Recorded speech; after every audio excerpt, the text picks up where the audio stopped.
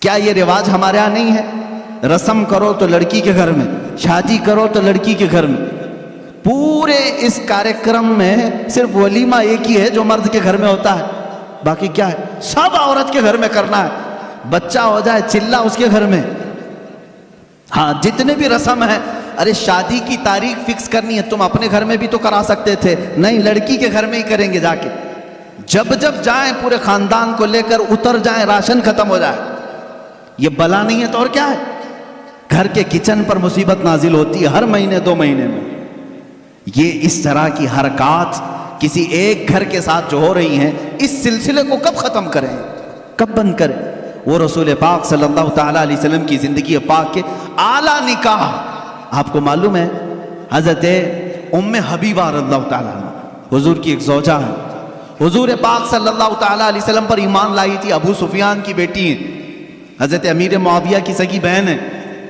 ام حبیبہ جس کے نکاح میں تھی وہ عبید اللہ بن جہش، وہ بھی اسلام لائے. دونوں اسلام لائے اور حبشہ ہجرت کر کے گئے تھے. جو پہلی ہجرت ہوئی مسلمانوں کی وہ حبشہ.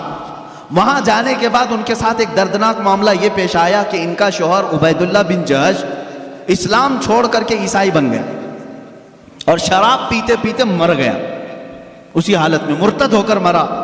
حضرت ام حبیبہ کے دل میں بڑی چوٹ تھی، بڑا زخم تھا. حضور پاک صلی اللہ علیہ وسلم کو جب یہ اطلاع دی گئی، ام حبیبہ ایک تو اپنا وطن چھوڑ کر ہجرت کر کے گئی، دوسرا غم اس کے شوہر نے دین بدل لیا، تیسرا یہ کہ وہ مر بھی گیا شراب کی حالت میں. اب وہ تنہا ہے، پردیس میں، ان کا اپنا وطن نہیں ہے. رسول کریم صلی اللہ تعالیٰ علیہ وسلم نے وہاں کے بادشاہ جو نجاشی، وہ بھی اسلام قبول کر چکے تھے، ان کو خط لکھا، اپنے پاس سے ایک صحابی کو بھیجا اپنا وکیل بنا کر کے، کہا اے نجاشی یہ میرا وکیل ہے، تمہارے دربار میں آ رہا ہے.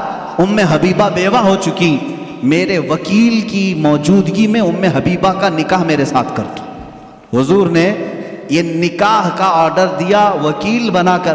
وکیل دربار نجاشی میں آیا. نجاشی بادشاہ نے ام حبیبہ کو جب یہ خبر سنائی، وہ خوشی سے رونے لگ گئی تھی، خوشیوں سے رونے لگی. وہ کہہ رہی تھی کہ میرا ایک شوہر چھوڑا، میں سمجھ رہی تھی زندگی اچاٹ ہو گئی، لیکن کائنات کے آقا و مولا نے اپنے نکاح میں مجھے قبول کیا. اور نجاشی کے بادشاہ، نجاشی جو بادشاہ تھے حبشہ کے، ان کے دربار میں نکاح ہوا. خطبہ خود نجاشی نے پڑھا اور حضور صلی اللہ علیہ وسلم کے ساتھ نکاح ہوا.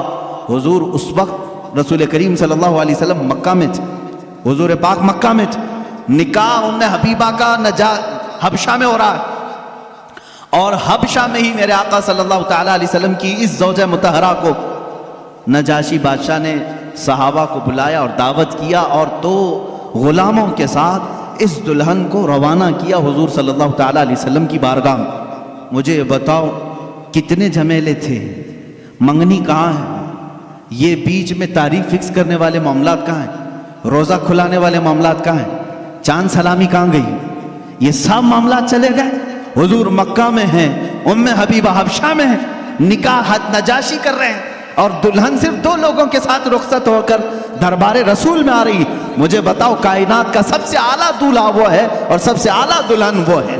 ان کی زندگی کیا ہمارے لیے نمونہ عمل نہیں ہے، ہمارے لیے آئیڈیل نہیں ہے؟ عزیزان گرامی وقار، حضور پاک صلی اللہ تعالیٰ علیہ وسلم کی آئلی زندگی صرف قصے بیان کرنے کے لیے نہیں، اپنی زندگی میں عمل کرنے کے لیے. حضور کی سیرت اپنانے کے لیے ہے، صرف سنانے کے لیے نہیں. یہ بات سمجھ لو. آپ میلاد کی مجلسوں میں میرے آقا کا ذکر سننے آتے ہیں تو یہ کہانیوں کی طرح مت سنو، عمل کرنے کی نیت سے سنو. اور اگر کسی نے یہ نیت نہیں کیا تو اسے سیرت سننے کا کوئی فائدہ نہیں اور نہ کوئی ثواب. جب جب محفل میں بیٹھیں تو یہ نیت کریں، حضور کی سیرت جو بھی سنوں گا عمل کی کوشش کروں.